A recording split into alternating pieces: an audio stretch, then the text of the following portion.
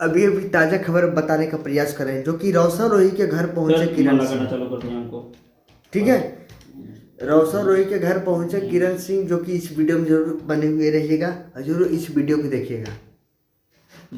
रोशन रोही ने किरण सिंह से प्यार किया, लव किया, मैरिज किया, जो कि 3 साल का लव मैरिज था। जो कि रोशन रोही ने बोला था कि मैं किरण सिंह से शादी करूंगा, लेकिन रोशन रोही ने बाद में मुकर गए, अपनी बात को लेकर मुकर गए हैं। क्या यार, जब किसी से रिलेशन बनाकर अगर उसको टोरो को, इस लड़की को दर्द दोगे तो दर्द नहीं होगा क्या? होगा ना। तो फिर रोशन रोही ने ऐसा क्यों किया है? क्यों किया? हाँ, मघिया स्टार था, अगर वो चाहता तो एक अंगुली पर सबको नचा सकता है। क्या कि मघिया स्टार है रोशन रोही। हाँ,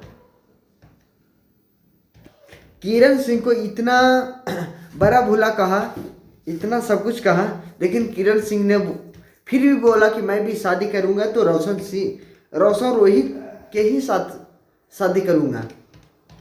इस वीडियो को जरूर शेयर करते रहिएगा और रोशन रोही को जो सपोर्ट करते हैं वो इस वीडियो को शेयर कीजिएगा और कमेंट जरूर कीजिएगा रोशन रोही सही किए हैं या गलत किए हैं। ठीक है, इस वीडियो को जरूर शेयर करते रहिएगा।